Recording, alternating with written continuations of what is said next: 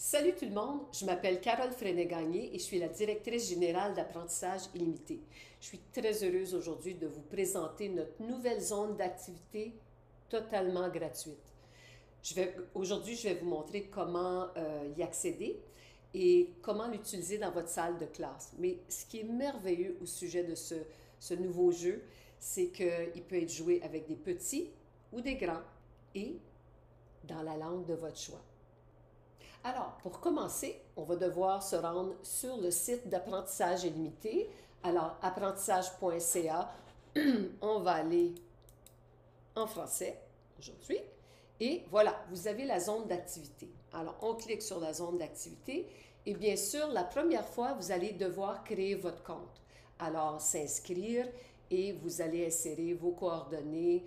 Vous allez recevoir un courriel, vous devez activer votre compte.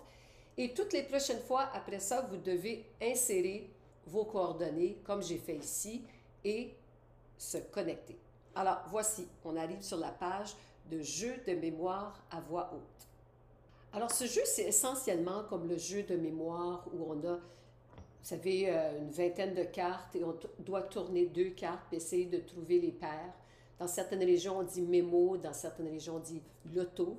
Mais essentiellement, c'est la même chose, sauf que dans ce cas-ci, les élèves doivent lire ce qu'il y a sur la carte. Alors, regardez, on commence ici. Alors, admettons qu'on joue avec des petits. Alors, on va vouloir peut-être 6 cartes. Pour aujourd'hui, on va faire 6 cartes. Et disons que on veut pratiquer le son OU. Alors, on va taper joue, mou, pou, bijou, caillou, chou. Voilà. Et on lance le jeu. Alors voilà, on a 6 cartes. Alors on demande au premier élève de lire un mot. Alors, il dit bijou. Et puis là, d'en lire un autre et d'en dire un autre. Et il choisit pou. Et là, oh non, ce n'est pas une paire. Alors, là, le deuxième élève doit choisir un autre mot et peut-être qu'il va choisir chou. Et là, ah, et il va choisir joue. Ah, et là, la troisième personne va reconnaître les couleurs. Mais vous voyez comment ça oblige de lire et de dire ces mots.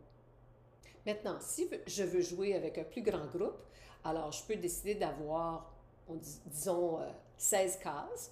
Alors, je vais mettre 4 fois 4. Et là, je peux préparer à l'avance mes phrases. Alors, si vous voyez ici, vous voyez, j'ai préparé 16 phrases que je copie et je reviens et je colle dans la case ici et je lance le jeu. Et regardez, j'ai mes 16 cases. Maintenant, derrière, les couleurs, c'est aléatoire. Alors, moi, je ne sais pas ce qu'il y a derrière. Et alors, je peux demander au premier élève de choisir une carte. Alors, il va dire, disons, j'ai mal au coude. Voilà. Et j'ai mal au doigt. Alors, oh, c'est dommage, il n'y a pas une paire. Alors, je peux aussi demander à l'élève de imiter l'expression qu'il lit. Alors, on va dire peut-être j'ai mal au dos. Il va dire j'ai mal au dos, comme ça. Et j'ai mal au ventre, comme ça. Alors, oh, est-ce que là, on a vu une couleur qui se répète, tu vois? Moi-même, je m'en souviens plus. Mais, et on continue. Maintenant, plus c'est difficile de se souvenir des couleurs, plus on répète, mieux c'est pour la langue parce qu'on répète les expressions. J'ai mal à, j'ai mal au, etc.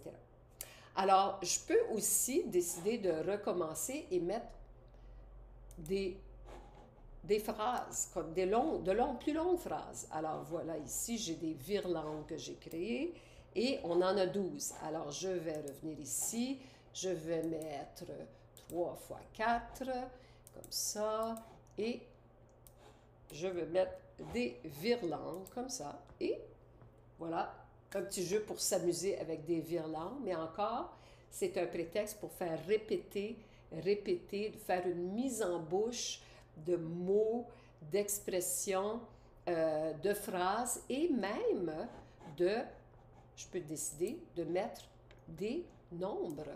Par exemple, des nombres difficiles à dire, je peux mettre des équations, peu importe. Alors ici, j'en ai 6, alors je vais faire 2 fois 3, et là, on a ici, et voilà, vous avez des nombres.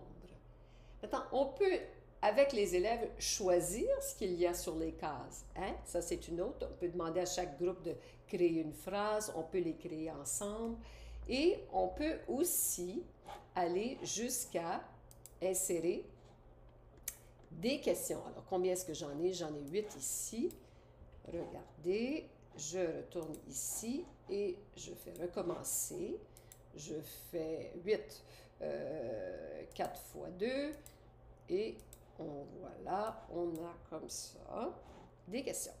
Et là, l'idée, c'est que si un élève veut faire tourner une carte, il doit poser la question à un autre élève qui doit répondre. Alors, si je dis, Janelle, c'est ton tour, et elle pose la question à André, préfères-tu l'hiver ou l'été? André dit, je préfère l'hiver, et là, voilà, on peut tourner la case. Alors, essentiellement, c'est un gabarit, c'est une coquille, vous décidez ce que vous mettez dedans, et vous choisissez la notion de vocabulaire, de grammaire, peu importe, et vous jouez et vous vous amusez. Et voilà, c'est tout pour aujourd'hui. Merci d'être là.